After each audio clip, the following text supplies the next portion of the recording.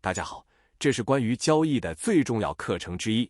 如果你想成为一名成功的交易者或投资者，那么你必须学会如何像专业人士一样发现和交易背离。背离应该是你最重要的工具之一，因为它们预示着主趋势中的动量增加，或者在趋势即将结束时可能的反转。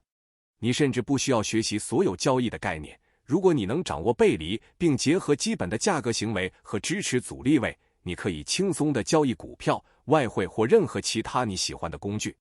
所以，在视频结束时，你将学到背离的力量，你将学会如何轻松识别它们，并且你还将发现用于交易背离的最佳指标。在继续之前，如果你是新来的观众，并且觉得有所收获或学到了新东西，请考虑订阅我们的频道并点赞支持我们。那么，什么是背离？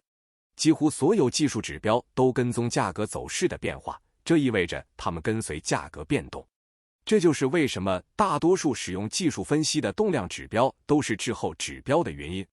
当股票价格上涨时，指标也会上涨；当价格下跌时，指标也会下跌。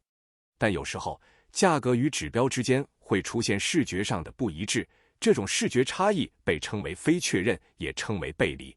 背离有两种类型：常规背离和隐藏背离。常规背离的特点是在上升趋势中，价格出现更高的高点，但指标值却更低；而在下降趋势中，价格出现更低的低点，但指标值却更高。常规背离被认为是一个领先指标，因为它可以以很高的准确性识别顶部和底部。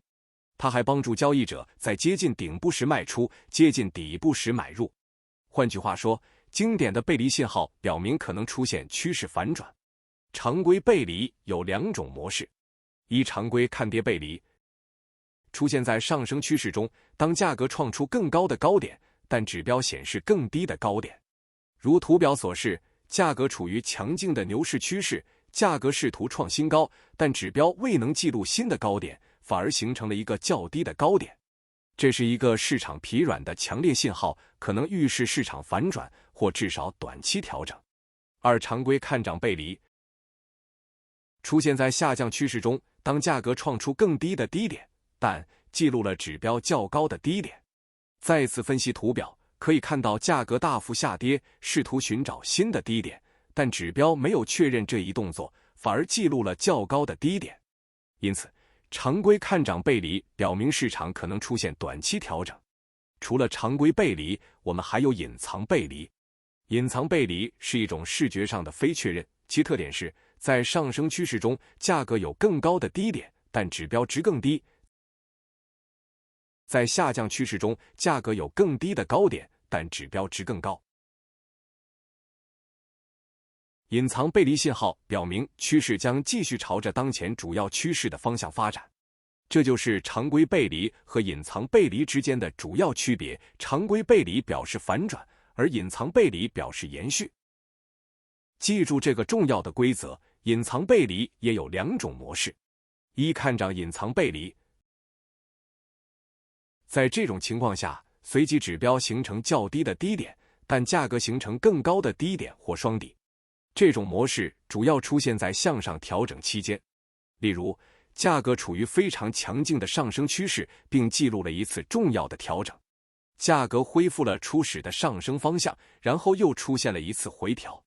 观察到价格未能记录新的低点，反而比之前的向下波动收盘更高。然而，如果我们看随机指标，它记录了较低的低点，从而形成了隐藏背离，预示着可能的上升运动即将到来。二、看跌隐藏背离。在这种情况下，随机指标形成更高的高点，但价格形成更低的高点或双重顶。这种模式主要出现在下行调整期间。在这个例子中，经过一次强劲上涨后，最近的价格走势表明有向下的动能，价格形成更低的高点。尽管价格形成更低的高点，但随机指标记录了更高的高点，从而形成了隐藏背离。现在让我们看看你可以用来识别背离的最佳指标。一、随机指标 Stochastic Oscillator， 这是一个强大的指标。随机指标是一个出色的动量指标，擅长精确定位背离。在这个图表上，我们有一个常规背离和一个隐藏背离。二、商品通道指数 CCR， 这是另一个用于背离交易的优秀指标。商品通道指数是用于衡量股票价格与其统计平均值的变化。交易员使用 CCI 的主要方法有两种：寻找背离以及作为超买或超卖指标。在这个 Oracle 图表中，我们看到一个常规背离和一个隐藏背离。三、平衡交易量 OBV， 这是一个动量指标，将成交量与价格变化联系起来。OBV 显示市场成交量是流入还是流出某种证券或股票。当价格走势未被 OBV 确认时，就会出现背离。我主要用 OBV 来识别常规背离。在这个例子中，市场正在形成更高的高点和更高的低点，但 OBV 却发出趋势结束的信号。四、相对强弱指数 RSI， 这可能是我个人最喜欢的识别背离的指标，也是最可靠的识别背离的最佳指标之一，如果使用得当的话。RSI 的一个很好的用途是搜索 RSI 和股票价格之间的背离。以可口可乐股票为例，我们在图表上添加了 RSI， 看看我们发现了什么。这里有一个常规背离，这里有一个隐藏背离。五、资金流量指数 MFI， 这个指标衡量资金流入和流出某种证券或股票的强度。MFI 与 RSI 相关，但有一个转折点。虽然 RSI 只包含价格，但 MFI 还包含了成交量。MFI 在识别背离方面表现优异，因为它具有一个很大的优势，它包含了成交量。在这个例子中，我们有一个明显的常规背离和一个隐藏背离。